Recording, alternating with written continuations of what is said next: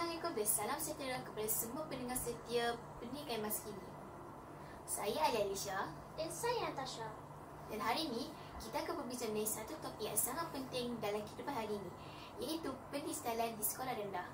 Bersama kami hari ini ialah seorang tetamu istimewa, Puan Rohana binti Miring, Guru Besar Sekolah Kebangsaan Jalan Air Panas. Selamat datang ke studio Puan Rohana. Assalamualaikum warahmatullahi wabarakatuh. Terima kasih di atas jemputan ini. Saya sangat berbesar hati dan akan dapat berkongsi mengenai inisiatif pendigitalan yang sedang dan akan dilakukan di SK Jalan Air Panas.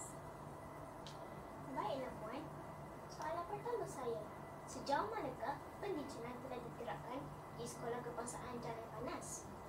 Alhamdulillah, di SK Jalan Air Panas sekarang pendigitalan sedang pesat berkembang, iaitu pertama sekali kita telah mengambil langkah berkenaan dengan penggunaan Google Classroom dan Delima, di mana guru dan murid-murid akan bergilir menggunakan makmal komputer sebagai satu medium utama untuk menggunakan ICT sebagai pendigitalan, iaitu dengan menggunakan kaedah pembelajaran yang akan diatur, akan dirancang oleh guru untuk memastikan murid bersama-sama dalam pendigitalan di sekolah. Yang kedua pula berkenaan dengan akses kepada peranti. Alhamdulillah, di makmal komputer telah tersedia peranti yang boleh gunakan. Di samping kita menyambut juga cabaran dan juga cadangan daripada Pejabat Pendidikan Daerah Keramat berkenaan dengan Keramat Digital Land. Di dalam Keramat Digital ini kita telah mewujudkan BIOT, iaitu Bring Your Own Device, di mana murid-murid dibenarkan membawa peranti untuk digunakan dalam PDPC. Peranti-peranti ini juga telah dilengkapkan dengan sumbangan PIBG dengan 15 unit tablet dan juga 5 buah laptop bagi mencapai objektif ini. Selain itu, guru-guru akan diberi latihan yang lebih mendalam untuk memahirkan guru dengan memberikan latihan profesional kembaran digital, terutamanya dalam penggunaan AI dalam PDPC. Menarik sekali. Jadi, adakah murid-murid menunjukkan minat terhadap pendekatan digital ini? Sudah pasti apabila guru-guru aktif, murid-murid pasti akan menunjukkan minat. Lebih-lebih lagi, pendigitalan ini adalah era murid zaman kini yang mana kita tidak boleh menolak dan semestinya mesti terus mendukung dan menjalankannya dengan penuh ikhtisam. Bagaimana pula dengan cabaran yang dihadapi dalam pelaksanaan pendigitalan ini? Okey, setiap sesuatu yang kita usahakan pasti ada cabarannya. Jadi antara cabarannya ialah jurang digital di dalam kalangan murid itu sendiri. Ada murid yang sangat mahir digital, terutamanya apabila mereka ada peranti sendiri di rumah. Dia bagi murid-murid yang tidak berkemampuan untuk memperoleh peranti sendiri, maka di sekolahlah tempat mereka menunjukkan bakat dalam penggunaan peranti, terutama dalam mengakses kerja-kerja sekolah ataupun semasa PDPC yang dilakukan oleh guru.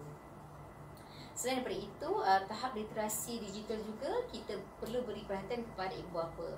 Kerana peranan ibu bapa selain di sekolah oleh guru, ibu bapa di rumah perlu mahir digital untuk membantu anak-anak mengakses ataupun memudahkan anak-anak untuk membuat hasil ataupun menyiapkan tugasan yang diberikan oleh guru melalui Google Classroom mereka.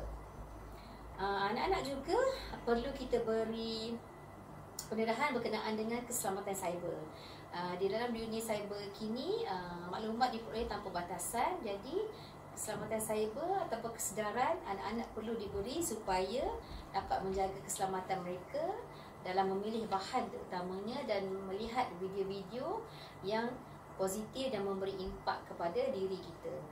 Jadi penggunaan teknologi penting, tetapi anak-anak juga perlu bijak memilih apakah gambar ataupun video, apa juga bentuk, sama ada game yang anak-anak suka, memberi impak kepada diri yang positif dan mengelakkan perkara-perkara yang negatif. Okey sekali. Apa harapan Puan terhadap masa depan pendigitalan di sekolah? Harapan saya SK Jalan Air Panas akan dapat mendepani pendigitalan dan menjadi contoh kepada sekolah lain ataupun kepada murid itu sendiri. Yang penting penguasaan digital di dalam sekolah itu perlu dikuasai, dan kita harap pendigitalan di sekolah akan terus berkembang pesat demi kemanjadian anak-anak di sekolah. Terima kasih banyak Rohana atas perkongsian yang sangat bermakna ini. Semoga SK Jalan Panas terus maju dengan transformasi pendidikan ini. Itu sahaja untuk episod kali ini dalam Pendidikan Masa Kini. Jangan lupa untuk ikuti kami untuk lebih banyak perbincangan menarik.